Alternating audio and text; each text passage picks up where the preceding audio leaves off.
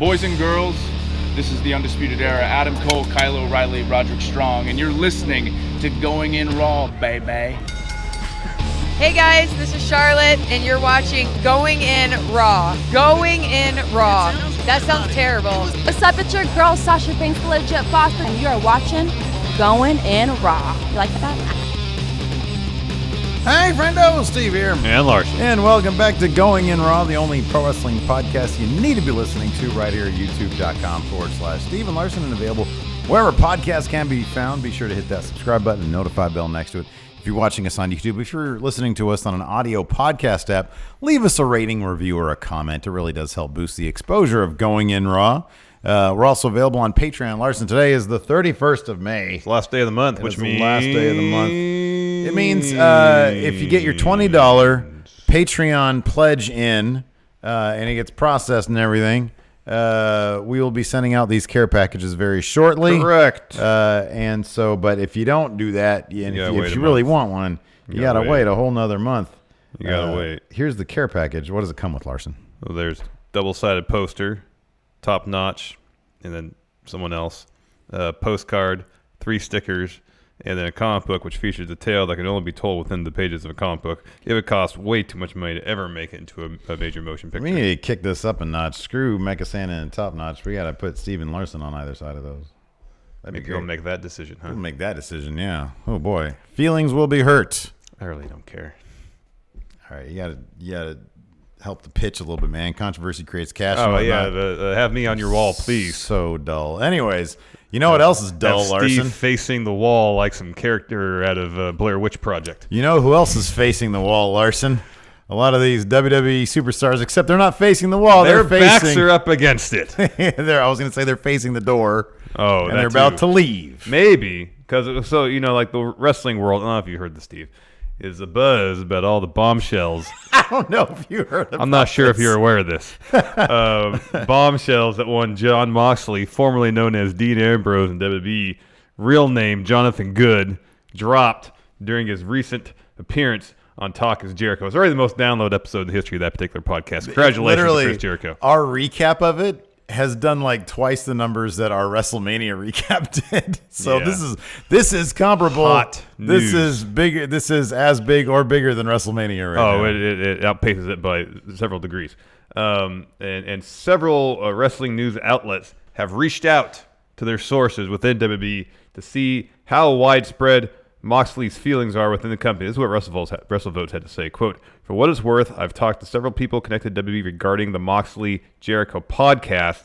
They all agree with Mox. He's not saying anything others aren't thinking. One quote I got was, 'It's all true, it's a mess, and it's not changing anytime soon. Vince is Vince.' Fightful via Fightful Select, which you should subscribe to. You have to join their Patreon to get access to. But they break all sorts of stories on there. It's terrific. It's great. Throughout the day, you just get these little, it's like direct to you, personalized little chunks of news. Yeah, like just to you. Just to you. Just to you. So like sometimes I get them and they're just for me. They're just for Steve. Other people don't know this. No. And they more or less, based on conversation with their sources, came to the same conclusion. Add to that Meltzer mentioned in the recent episode of Wrestling Observer Radio that a lot of talents are interested in exploring options outside the company. And also, he adds that some of the names are pretty damn shocking. Ooh. Who'd be willing to explore opportunities outside WWE, all of which gives us a picture that there's widespread discontent throughout the company. My sources tell me, Larson, my inside sources tell me that former United States champion Samoa Joe, he is looking to open a hot dog shop. And he wants full creative control of the hot dog shop. That is, I'm sure of his own endeavor, he could get that. Oh yeah, my sources on the inside. However, if he has to get money from investors to start up this operation, then he will have to answer in some way or another to them. Aleister Black banana stand. No, ice cream van. Well, popular to contrary belief, it's actually a banana stand, but they have frozen bananas there.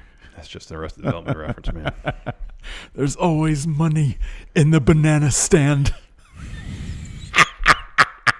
Sorry. Move ahead, please. Move ahead. So on the business side of things, company's not looking a hell of a lot better. So Raw ratings came in. Of course, this is fresh off the heels of an excellent Double or Nothing All Elite Wrestling debut show. Hell of a show. Great wrestling programming. Raw, which featured 0 real wrestling pretty much in the first hour. Mm-hmm. That was their response. Yeah. Anyways, average nearly 2.2 million viewers, down 13% from the previous week, and down 12% from what they got last year. And last year they faced off against a Stanley Cup playoff game and like a massively watched NBA I think it playoff was like game. a Game 7 Yeah, Warriors. they got like 15 million viewers last So year. last year they had more competition than this year, and this year it was still down They had no competition double digits. Yeah, on Monday, I believe. This They had year nothing. they had nothing. There might have been a hockey game. Right, nobody watches that, and it was still down 13%. Correct. Holy moly! Correct. I mean, the next couple months will be very interesting in terms of. I'm sure that Fox is gonna. I don't know. I mean, Well, here, let's talk SmackDown numbers. what else can they do? Yeah, because SmackDown ratings were up. They were up a little bit. So their ratings were back up above 2 million viewer mark for the first time since April 30th, so about a month. Show averaged just over 2 million viewers. I believe about a 5% increase from the previous week. The ratings thing is sort of. So here's the bottom line on this. They're in long-term contracts that are just starting. 5-year deals for TV. 5-year deals, massive amounts of money. Oh, yes. There's a lot of moving pieces in terms of making this stuff better, but there's one immovable piece, and that's Vince McMahon. Yeah, he's not going anywhere. So I have no idea just how bad the ratings can get before there's some sort of sea change. We need a sea change is what we need. Was about a month or so ago, WWE stock price was around $100. Right now, it's around 72. But here's the thing. It very briefly. I mean, this is one of the main problems is that it very briefly peaked at $100. Well, I'm looking at a graph now over the past 6 months, and it was on a pretty steady ascent. Peaks and valleys, nonetheless. But April 23rd, it peaked at $99.25, and since that moment, it's been in pretty steep decline. Yeah, but I mean, let's keep things in perspective here. 6 months ago was basically the same point it is right now. Yeah. It was at $73. Today it's $72. So there was a brief spike, and that was upon the announcement of something. I don't know if it was it like the upfronts or something? I don't know what it was. There was some actual thing that broke, and I forgot what it was. And it was, I don't know if it was Fox making a big to-do about it or what. I don't know. In any event, I remember. It was a blip, and yeah, if you were smart, you would have invested 6 months ago and then cashed out at $100. $100, yeah. But I mean, it's steadily been on the uprise. Like if you take a year-over-year approach, you can actually do that right there. I can do year-to-date. I can do last 5 years. Yeah, do last 5 years. So September 28th. I mean, look at where it was in 2015. Oh yeah, nothing.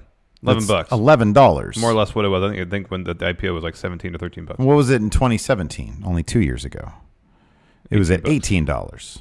So September 28th, 2018, it got up to $96. That's probably when the Fox deal was announced. That's when the TV deals happened. Yeah, and then it went back down to like 65 a couple months later, and then went back up to nearly 100, and then back to around 70 something now. Yeah. So I mean, regardless, if you take a look over the last 5 years, it's massive. It's huge, and that's what investors look at. They look at long-term deals. Assuming they got in back then. Well, when you're looking at the landscape of what's going on, that's what you're looking at. You want to buy low and sell high totally. If you see a company that 5 years ago was like $11 and right now it's at $70, you might take a closer look at that company. So, but regardless, they have 5 years worth of big money coming in. The Saudi Arabia deal, barring just look. We've seen how bad things have gotten in Saudi Arabia. Could they get worse in terms of public perception? Sure. But some pretty nasty things have happened, and nothing has really rattled the WWE. Like, all they do is they just sort of downplay. They just write it out. They just drop references to where the show is actually That's happening. exactly what they do. They write it out. Like, this is in Jeddah, this next one. Yeah. I mean, they mention Jeddah, but they don't mention Saudi Arabia at all. Right, exactly. But, I would assume that this language that we've been sort of poking fun at in the promotional stuff, this show will be comparable to or better than or whatever. Now it's just comparable to. Now it's comparable, not as good as or better than WrestleMania. That's got to be the replacement. Well, we can't say Saudi Arabia. How can we make good on that? We'll say it's going to be the greatest show, better than your best show. Yeah. Okay, we'll do that instead. Yeah. So there's a lot of money coming in, and that money coming in, that's what matters. Yeah, we said on our NXT recap show that Vince is more or less, or maybe it was Overrun. I don't remember which one it was. I think it was Overrun today on Thursday. That Vince, based on how he structured his company, he's more or less insulated himself. Someone in our chat today mentioned that he owns he possesses 80% of the voting power on the board. So seemingly he can't be voted out. Right. He owns just enough of the company where I would think hostile takeover would be nearly unimaginable. And Ambrose on Jericho's podcast talk about how the writing structure kind of insulates him somewhat from dealing with a lot of the creative stuff. He just has to oversee it and say yes or no or rewrite things. And when he has to deal with talents, he sweet talks them to getting what he wants them to do. What was your favorite line from that particular line of thought? Creative process sucks. No, the other one that was a bit more grim than that. We all know he's going to die in the chair. We all know he's going to die in the chair, yes. Yeah, and that was like an aside. And that to me is so matter of fact that it's got to be in stone. You know what I mean? Yeah. They have their creative arm, and that's NXT. Vince is Vince, and Vince thinks that what he says is right. The only thing that we can possibly think of, there are two things that we can possibly think of that maybe could rattle investors, shareholders, or whatever to send that price back down. Potentially, maybe cancellation of other shows, a mass exodus of sponsors, and they're not able to. That's what's happening to Fox News right now. Yes. Is that they cannot get a sponsor to save themselves. And then what you just said, if there is wiggle room on the network side, we've already seen the 24/7 title was an idea made by the USA Network, which we hadn't heard ideas from them that had been pitched. It had been a while. It had been a while. It had been like since the Attitude Era when they were concerned about the content, the salaciousness of the content, and that's when they required script approval. So maybe there will be some amount of pressure from the networks. I mean, certainly this Fox thing is a big deal, and they're looking for a certain number in the ratings. Well, there's a third thing too, a controversy of a magnitude that we haven't seen yet that would befall basically Vince personally. If Ashley Massaro's deposition wasn't in, if that didn't catch fire, I don't know what can. I honestly don't. I mean, it's creative. It's like what big controversy. Like, okay, let's throw this out there, and there's zero basis for anything. This is pure speculation.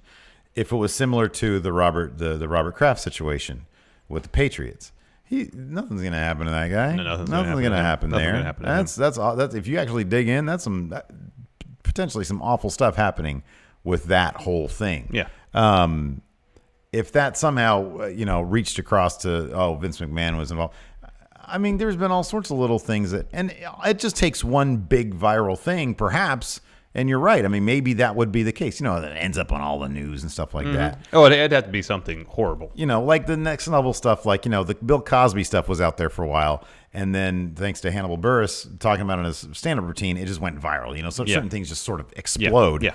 And then people start coming out of the woodwork. If something like that happened to Vince, but God, what are they? I mean, I'm not sure I even wish that on anybody, It's like I don't want the man to die, and I don't want to find out that all of a sudden he's this awful human being, much beyond the weird stuff that we've already heard of.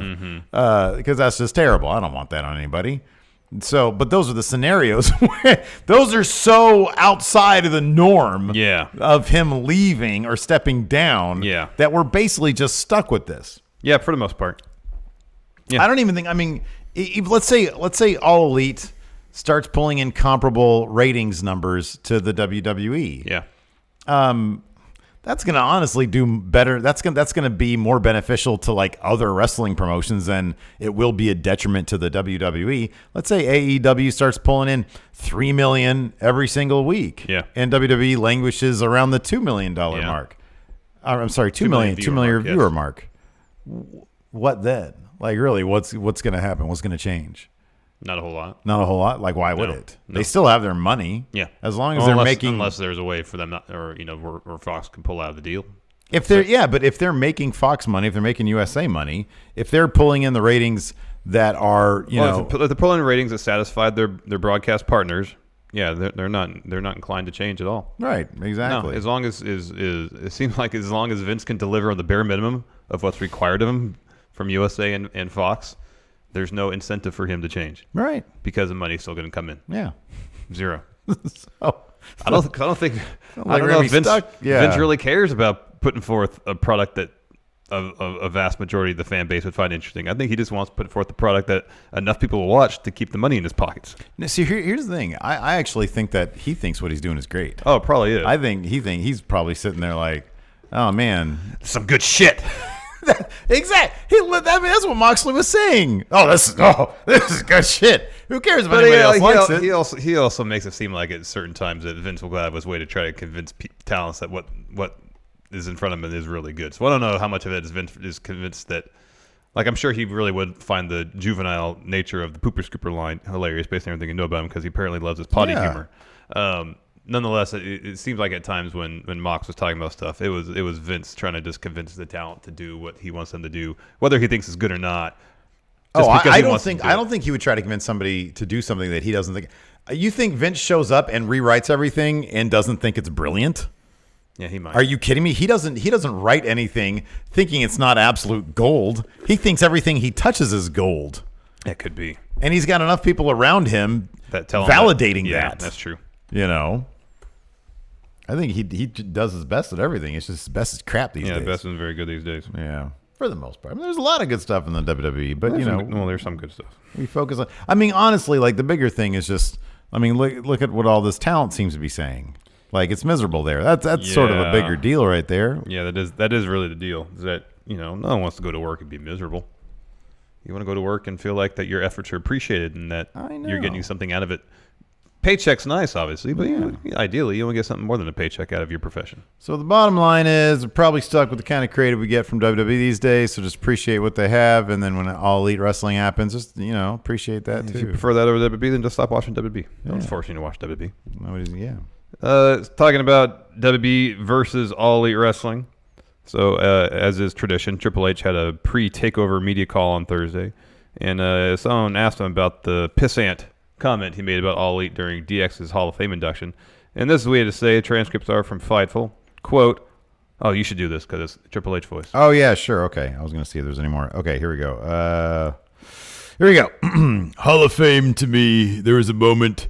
Billy's there. There's kind of sort of this moment where you don't sort of say there's an elephant in the room. Everybody sort of goes, well, why didn't they mention the elephant in the room? It was nothing more than that. And to be honest with DX, if you don't do that, then you're sort of kind of not doing what we do. And trust me, a lot of it was not necessarily laid out and planned. Things just kind of went along. So what they are, for me, I don't really even think about it, to be honest. For me, when it comes to this takeover, I just want to put out the best product possible. I'm not focused on anybody else. I'm not thinking about anybody else's creative or what they said or didn't say or anything else. To me, I'm focused on this Saturday at TakeOver 25 and the brand and making everybody bigger stars coming out of it, putting on the best show we possibly can for fans and continuing to grow the brand, because once these people get called up, oh my God, Dad is going to ruin them so bad. He's going to pedigree them, sledgehammer. I sometimes feel like this is maybe karma for my reign of terror. Now his dad is on a reign of terror, and he's executing it all on my precious talent. Yeah. All that last part he totally didn't say. No, he ended it at our fans and continuing to grow the brand. But he was also asked if NXT was going to respond to Cody taking the sledgehammer to the throne. So cheesy. It was pretty cheesy. At Double or Nothing. And this is what the game had to say. Steve, please. For me, I don't even think about it. I just want to put on the best product possible this takeover. I'm focused on this Saturday's TakeOver 25 and continuing to grow the brand. Safe corporate answers from Triple H. Yeah, man, he's a serious businessman. Yeah. He wants the best product and grow the brand. Totally. Oh, that's good shit. That's good shit. He's not concerned with pooper scoopers, man. No, he nor knows should what he can. be. He knows what can grow the brand. Telling you, man. How often do you think if I just pedigree this old man one time, I can pedigree him into oblivion? I think he probably thinks that. Oh, no, that is his father-in-law, the grandfather to his children. This guy's ruining my product. That makes it even worse. He has to see him on Sunday barbecues, too. No, I think Vince works most Sundays. He's He's probably just around on the holidays for a couple hours and back to the office. You know who I'm a big fan of, Larson? Who? The Canellises. Oh, yeah, anything else to add to this? Is he going to go back to... Oh, no, I think... Oh, yeah, I'm sorry. Didn't mean to just roll right ahead. No, I just want to make sure we were... He basically covered it all there. Yeah, I mean, it's like, no, I'm getting this... Okay, so no, that's a good... Okay. Focus. So, but deep down, what's going on in Triple H's heart of hearts? 2 words. Yeah. Suck it. Yeah. Yeah. Oh, I'd love to do a crowd. Here, let me ask you something, guy. What if we just shot for a second? How great would it be, this awesome, young, up-and-coming company, AEW, then WWE with the legacy? Let's do some crossover stuff, okay? Triple H versus Cody. Let's see who's really the man. See who can book the best show. I bet it's the Game right here. Yeah. And he's probably right. He could probably do We Book Raw better than anybody. Yeah, maybe. Oh, yeah. Absolutely. Maybe. It'd be a killer show. It could be. I don't know. I feel like Triple H is a relatively competitive guy, and probably in his heart of hearts, he wouldn't be above sticking it to him a little bit, but he's a business guy. I think it's this. I think, you know what he would love to do? I think he would love to pit his thing, NXT versus AEW. Yeah, it would be, I don't know if he'd actually outwardly do something, but if he could kind of maneuver things, so it's NXT on Fox Sports 1 head-to-head against All Elite. I think he would jump at that. Yeah. I think he would totally jump at that because... Wednesday Night Wars. Yeah. Oh, he'd jump at that. Are you kidding me? Mm-hmm. Now we can talk about the Canellises. Boy, Wednesdays are going to be interesting. Yes, they are. I mean, well, our Thursdays anyways. Yeah. So Maria Kanellis got people talking over the weekend when she tweeted, quote, "Contracts are up in 3 weeks. Just saying." But then in response to somebody else, she kind of played it off as a rib by adding, "our gym memberships." Yeah, but then PW Insider is reporting apparently that Maria was not actually talking about their gym deals, but their WWE deals. Yeah. Adding, they apparently signed 2-year contracts. So it was 2 years ago they came out on that. Yeah, it was like pay-per-view. It's the greatest. And earlier this year, of course, we talked about it on a previous episode of the news show. Reports came out, which Maria subsequently refuted, that both Mike and herself requested their release from WWE. Since those reports, they've been featured a lot more on 205 Live, but will that be enough to entice them to stay? You got Mike, who's on a prominent role on 205 Live. Oh, God, no. No, the fact that he's got the most interesting story far and away on 205 Live. They're doing great on 205 He's Live. been on great matches every time he's out there. The story they're doing with him is good. It's been well told so far. It's been interesting. And say if they're giving some assurances of treatment, not identical because that's not possible when Vince is overseeing it, but some sort of plan, again, for some sort of call-up to the main roster following the culmination of the story. If you had that or an option to jump ship, either go back to Ring of Honor, go to New Japan, or maybe All Elite. The type of assurance they would need does not exist at their level. No. It doesn't exist. If they were given some sort of assurance, like what we heard was rumored in terms of the Young Bucks, like if you're not happy in 6 months, you can get out. Like give us 6 months to prove it, and then if you don't like it, you can get out. Then sure, stick around. I think they probably, when like Meltzer was talking on his thing, I'm sure they both really want to be in WWE. They have had a long career. He's done a lot of stuff. They've been in Impact. They've done everything there. They've been in Ring of Honor. They've done some stuff in New Japan. They've done some stuff in New Japan. That's right. So they probably want to be in WWE. I don't know. For all I know, they're happy enough being on 205 Live. I don't know. But then, yeah, all the stuff about them requesting their release, probably not. So no, if they got some assurances, which I kind of don't think exists at their level. No, I mean, if Ambrose isn't given any degree of creative license, it's based on all that he accomplished and all that he did for the company. Then what is just pretty much Cena at this point. It's kind of interesting. He didn't even bring that up on the Talk Is Jericho podcast, in terms of Well, I wanted to use the creative aspect as leverage. He just understood he was done. It might just be understood that you can't do anything about create. Well, when you get your notes back from a promo and it says Dean needs to understand why he's insulting the audience. Dean needs to stop ad-libbing. No, it needs to stop rewriting his promos. Ad-libbing. And then, yeah. Yeah, stop. Dean needs to stop rewriting his promos. Dean needs to stick to the script. Well, Dean then needs to get the fuck out of here. Mm-hmm. That's what Dean... He should have wrote that back in marker. Dean needs to get the fuck out of here. Yeah. And then wipe his booty with it and give it back to Vince. Give it back to Ryder to hand it to Vince, yes. Oh, poor Ryder. So, yeah.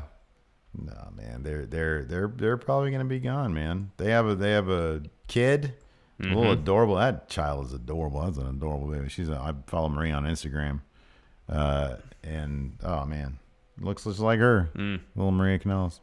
But say if they go to a place like All Elite, Cody mentioned that they weren't going to be doing a live event schedule, so we're just talking TV. Yeah. So you're talking what, 5 shows a month, 6 shows a month, maybe 4 to 6 shows a month, probably. It's not a bad deal, and you're home the rest of the time. Well, there's also there's the money issue also. I mean, they've also said that they can't take everybody who's jumping ship. Obviously, yeah. And it's like, I don't know. Nor should they. I don't know that they're definitely going to survey the scene and see who's going to offer them that kind of money. Having a family is a lot different than just being a dude or just a dude and a wife. Totally. You know? It might be one of the upsides of working in just 205 Live. I don't know if the live event demands are quite as high, but then I'm guessing the money's not as good either. Yeah, I don't know if they signed 2 years ago and they were a big deal coming in. They might still have whatever they might have appearances they need to do per year. Yeah, they might have a really good downside guarantee.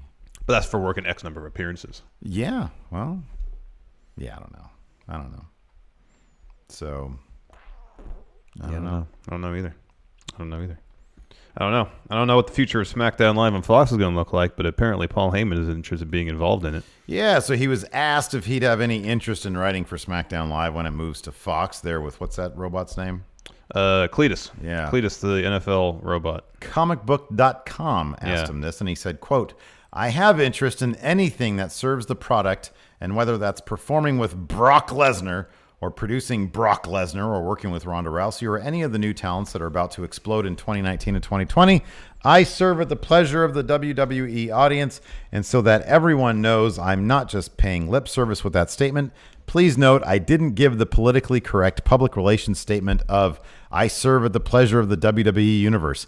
I meant what I said. I serve at the behest and pleasure of the WWE audience. Anything that I can do to deliver to them a better product, a more forward-thinking presentation, a more innovative approach to what WWE and or sports entertainment should be in 2020, 2021, 2022, etc. moving forward, that's what I'm interested in being involved in. I love whenever they do the behind the scenes stuff, like the I think it was the AJ24 where Paul Heyman sort of pulled him aside and just sang his praises. And AJ really sort of took it to heart. Yeah, I love that kind of stuff. Paul Heyman's pretty great. Or when when Roman announced that he would have to leave for a bit, and one of the first people back to give him a hug backstage, if I recall, was Paul Heyman. Yeah. That being said, or was that when he came back? No, I think it was when he announced. All right, I think it was when he announced. Heyman hasn't had the best track record long term of being involved. Writing, like he was on SmackDown like 2002, 2003 when it was, and it was a renaissance in terms of creative and the ratings. But it seemed like a situation where he no longer endeared himself to Vince and was after that no longer writing SmackDown Live. And if I may be so bold, I think that things have gotten worse. like Paul Heyman, has obviously gotten older, probably a little less. Rambunctious as he was back then. Probably. There was he was hiding in a closet or under a desk listening in, or he was listening into a meeting that he wasn't supposed to be in or something that. Yeah. I would be surprised if he was doing that stuff these days. Yeah, he seems to be handle things a bit more diplomatically than he did back then. I kind of feel, I think that he has a fairly successful ad agency right now, the Heyman Hustle thing. Maybe he'd take on the role of a sort of a consultant, as opposed to actual head writer of SmackDown. Yeah. But if he was given full reign, boy, That seems like it'd be a risk they'd love to take. But again, everything, he wouldn't have full reins because it would have to go through Vince. And that seems like a nightmare. Yeah. So I'm not sure if Paul Heyman, especially at that age, he's starting to get up there a little bit. Man, do you really want, after, he's got free reign to do a lot of stuff. Do you want Vince, grabbing your script and just... Probably not. Probably not. I don't think most writers would want that. But then again, Heyman, after, he's had a long, ongoing relationship with Vince going more than 20 years. Maybe he's one of the few people that knows how to communicate with him. That could be. I just don't know. Yeah, that could be. Be. He's obviously been trusted with Brock's creative, and from all accounts, he was very a huge part of Rousey's creative too. So maybe he's one of the people that Vince, more than other creative minds, trusts. Mm-hmm. Yeah. I just don't know. Yeah. We'll probably never know. Yeah. Last little bit of news. Speaking of never knowing, who never knows when he's going to stop wrestling? Daniel Bryan. Well, he knows when he wants to stop wrestling, and that's right before he dies. So he did an interview with Sports Illustrated. It's pretty funny because he's like half in character the whole time. But about when he wants to retire, is a way to say, quote, "There are people who say, I only want to do this for 3 or 4 more years, or I only want to do this until I'm 45. No, I want to do this until I'm 70. Months before I die, I want to be doing a wrestling show. I won't be able to do the stuff I do now, but I want to go out and do this thing. I've been passionate about wrestling my entire life. I want to do that my whole life." So he wants to be Terry Funk 2.0. I love it. That's great. That's awesome. His body's really going to be hurting something fierce. Yeah, I know. But he seems to love it, man. No, I mean, more power to him. I hope he can do it as long as he wants to. Yeah. Would you watch a 83-year-old Daniel Bryan match? We'd be around the same age. Man, he'd be just stretching people. Yeah. I just want to see him stretch people. It'd be like Stu Hart down there in the Danielson stomps. Mm-hmm. And then a lot of stretching. Yeah. No more drop kicks. Probably no more knee pluses. Mm-mm. It's all the bell locks. All stretching. All submission moves. Technical wrestling. Stretching. How old is he going to be, or what year is he going to be in the year 20, and when he's 80 years old? I said he was just turning 38. He's turning 38. Okay, so he's roughly our age. So 40 years from now. 40 years from now, so 2060. 2060. Holy. Assuming civilization is still a thing by then. Won't be. Although there's all sorts of UFOs now. Did you hear about that? The Navy has changed their guidelines on how to approach or handle UFO situations because there's so damn many of them. Maybe they're trying to help us. I think we're beyond help, man. I really do. Like, if we could just sort of wave him down. Hey, can you take I'm with you guys. Or hey, are you guys leaving? Can you take some of this carbon with you? Yeah. From the atmosphere? No, we'll just make more. Did you know? I was listening to a podcast. There's an apparatus out there that can remove carbon from the atmosphere. Take it all out. I just feel like that's encouraging bad behavior. In a way, it would be, but the problem is that you have to store that carbon somewhere. Oh, space. No, you can't just shoot it off into space. Why not? Because that takes rockets and stuff. So you have to build facilities. Like a giant straw. What is like a giant straw? And it goes. Well, that's a cannon. You need to shoot it out. Straws are for sucking things out of. Into space. Yeah, but you want to expel something into space, out of the gravitational field. What is the name of this device? I don't remember. You don't even know the name of the device. So how do you know? I was listening to a podcast, Chris Hayes podcast. What form does it store it in? I'd assume gaseous. Right. So you know how gases work, do you? You do? Yeah, if you just then it's just going out into the air. No, into space though. Yeah, but you have to get it outside the gravitational field of the Earth. If you just get it just out into like the upper atmosphere, guess what? It's going to be sucked right back in. You just build a giant straw. Straws. Did you hear me in the first place? Yeah, but if you want to shoot it out, you don't need a straw. You need a cannon. A tunnel to the moon. Well, then the moon's just full of carbon. So that's perfect. We don't know how it's going to affect the moon. If you pump the what do we care about the moon? If you pump the moon full of all sorts of extra mass, you can mess things up pretty seriously. No way, man. You just have more. You should know that by now. Hey, listen, just have some more killer waves. Just more moon, huh? More killer waves, man. So you can have constant tsunamis. Is that what you want? Forward-looking ideas, not backwards ideas like yours. Backwards with your damn straw idea. Get out of here with that. Straws are used to suck. You suck. You suck. No, you suck. To answer some questions, Chris Kaufman would Bayou Billy be an all-elite wrestler or a WWE wrestler, and why? Oh, totally a WWE guy. He'd be like an Impact guy. He'd be like trash. Wow. Mr. Sinister, what are your thoughts on the titles having Velcro now instead of the snap buttons? I don't really care. Trash. I don't really care. It's trash. Come on, give me a break. It's buttons, man. Buttons are the way. Buttons seem like a pain in the ass to snap on and off. At this point with WWE, it's like, oh, who cares? It's all just slap some tape on it. All about for convenience. It keeps falling off. What do you care? Here's a safety pin. This company's falling into the dirt anyway. Jack Nesmith, with All Elite preparing for his big tape TV debut, this fall. Who do you believe should be the first champions? We're talking about world champ, tag champ, women's champ, and perhaps mid-card champ. Jericho should be their first champ. Hangman Page. Tag champs. I guess SCU. Oh, you think SCU rather than Young Bucks? Yeah, no. I think it's a bad idea to have the perception like their first champ should not all be elite. Guys. No. That's why I'm saying Jericho. I'm going to say Lucha Brothers then. Women's champ's going to be Britt Baker. Oh, that's obvious. And a mid-card. MJF gets the mid-card title. Yeah, that makes some amount of sense. Lord Ziffer, do you think Moxley will be All Elite champ before this time next year? I feel like if Hangman gets that belt first, he's going to have it for a while because I think they really want to establish him as top guy. Mm-hmm. Whereas if Jericho has it, I could see him dropping it sooner rather than later because he's got commitments with his band. Yeah. Which is one reason I feel like they probably wouldn't put the belt on Jericho right away. Oh, I don't know, man. Jericho's priorities, I kind of feel... I know that he's a Fozzy guy, but he is all in on this. He totally is. Stuff, but he's got his hands in all sorts of things. Whereas Hangman Page is dedicated to one thing. You think he wouldn't roll out in that Fozzy stage wearing that AEW belt? Oh, he might. Heck yeah, man. Jason Lewis, the recent stories of Vince McMahon remind me of Jericho's view of Vince Russo. A dozen ideas, a couple are good, the rest are trash, and you don't know the difference. Thoughts? Yeah, probably. A couple are good? That's giving him some... No, I'm joking. We got another person there saying, why do you guys hate WWE so much? I honestly don't. I think they have a lot of really good stuff going for them.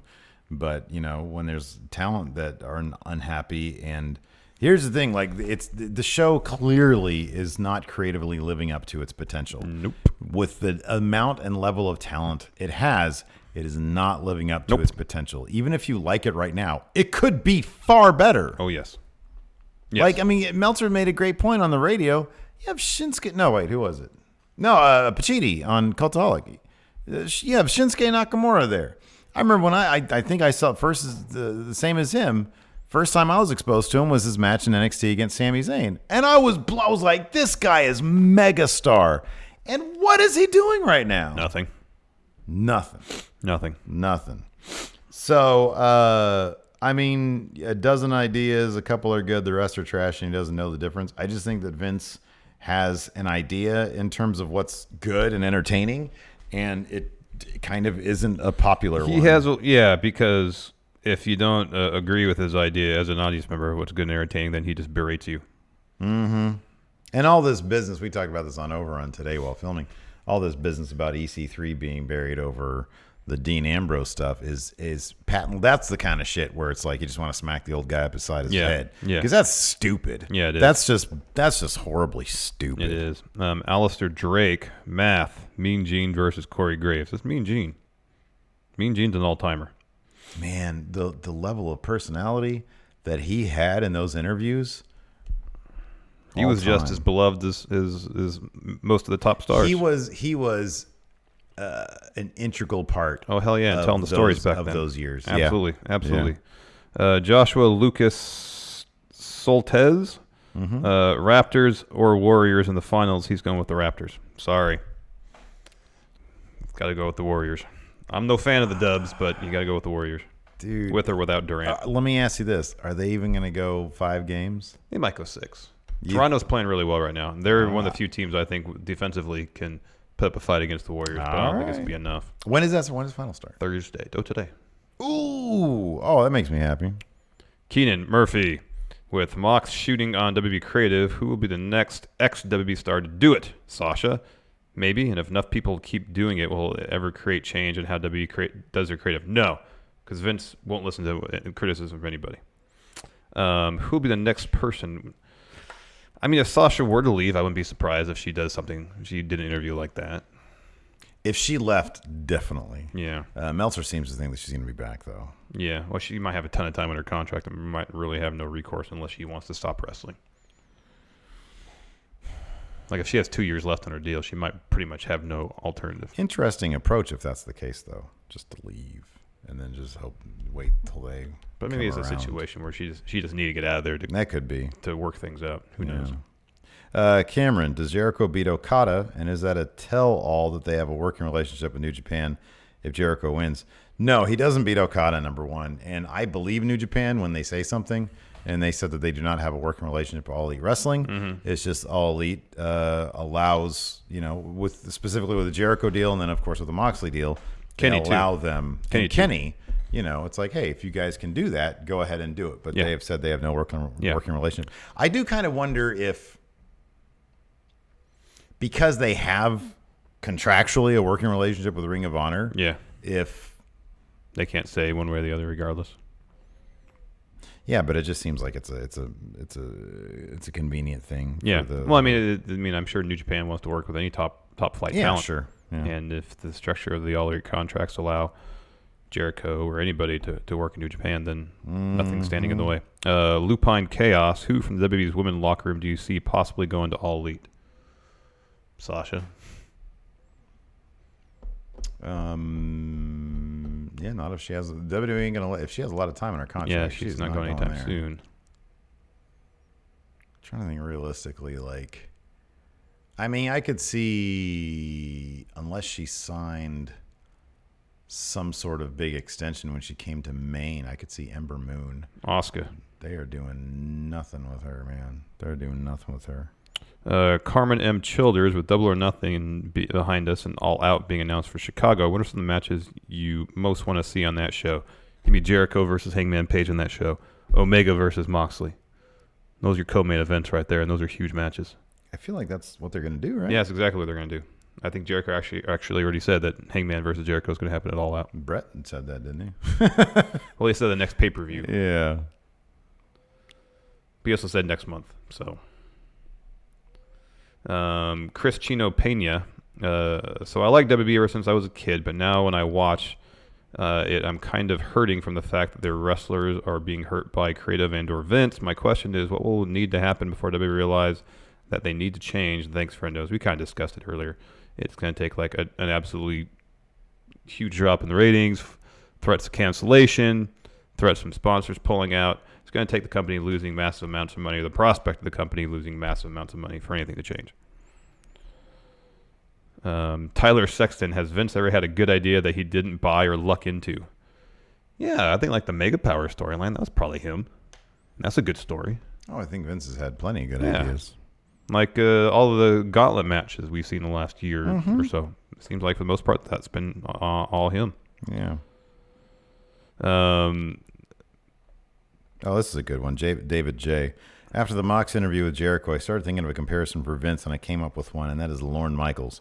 They both have been in their business forever and associated with one thing, but Lorne has adapted and grown while Vince hasn't. Thoughts? I mean, I guess Lauren has kind of stayed with the times more than Vince, but SNL, like the structure of it, is not too dissimilar as it was 40 years ago. The thing, Lorne, Saturday Night Live lives or dies based on the talent that is there. Yeah, totally. And Lorne Michaels has an exquisite eye for talent. Yeah. The structure of the show is largely unchanged, though. Well, yeah, you don't need to change it, though. No. I guess this is Mway TYT. Could you do Corbin and Taker reacting to swapping bodies? Also, who should be the first 5 All Elite champs? Let's do that part first, and then we'll do the first 5. So Hangman Page.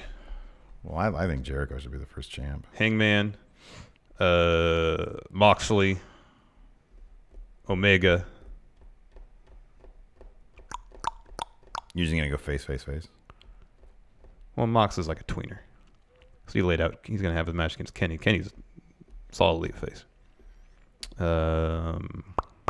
Luchasaurus. That was the first good answer. Sorry, MJF, then Luchasaurus. I'm gonna go with Jericho, Hangman, Pac. Let's see if Pac's ever. Then Kenny, then Luchasaurus.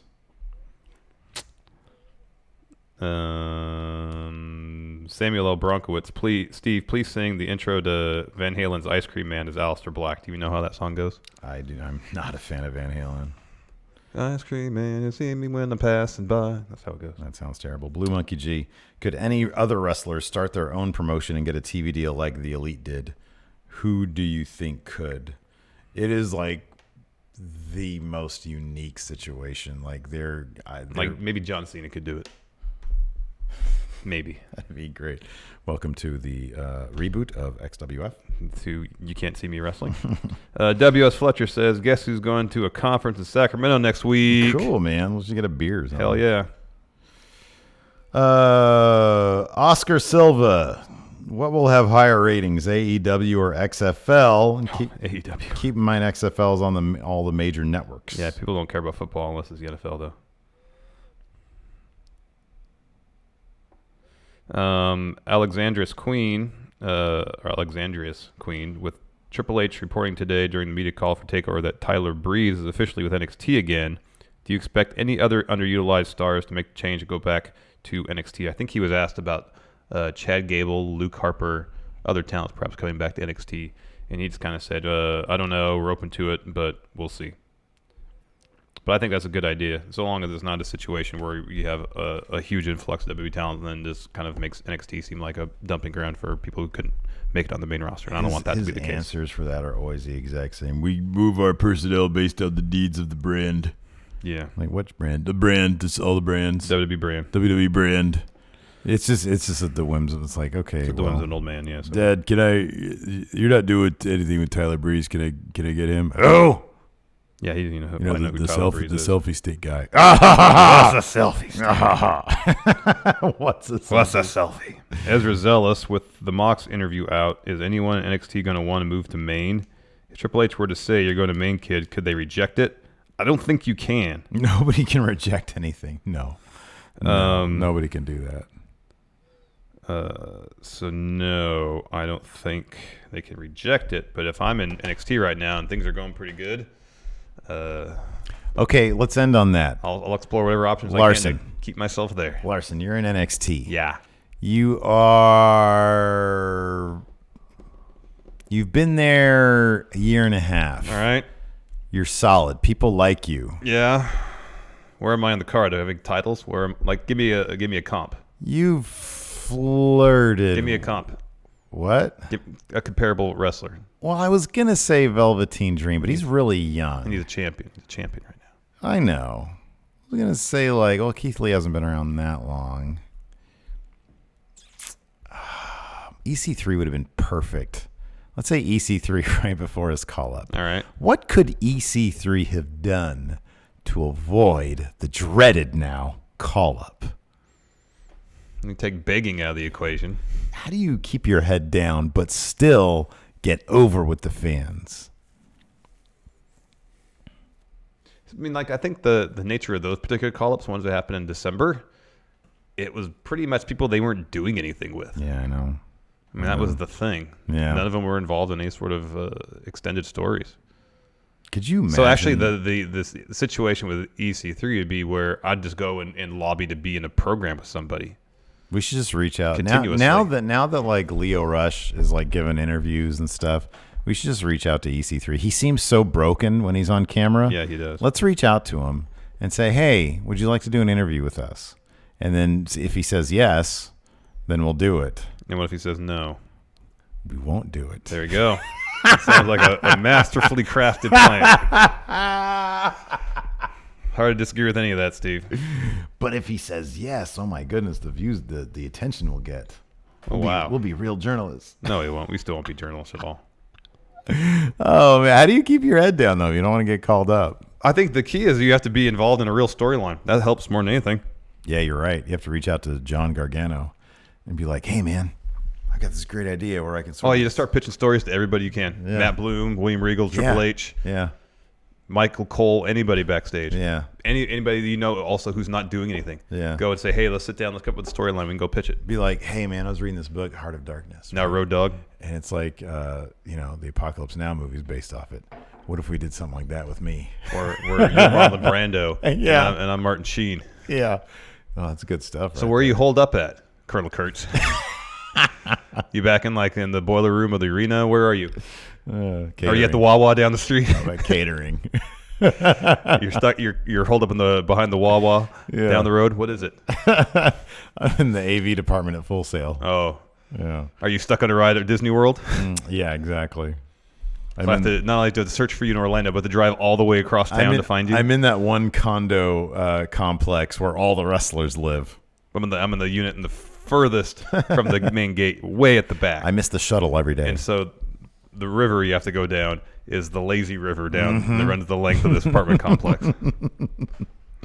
Oh, that's good. You got it, man. You got to keep your head down. Thank God those guys in Undisputed Era are all under 6 feet. They're good. They're good. And they're all involved in kind of a storyline. They're all under 6 feet. Yeah. Vince is never going to know they exist. Ricochet is shorter than any of them, so he's on main. Yeah, but look at what he can do. Anyways, our live stream's on Patreon. It's about to cut out. All right. Thanks so much, everybody, for watching. We appreciate it. Till next time, we'll talk to you later. Bye.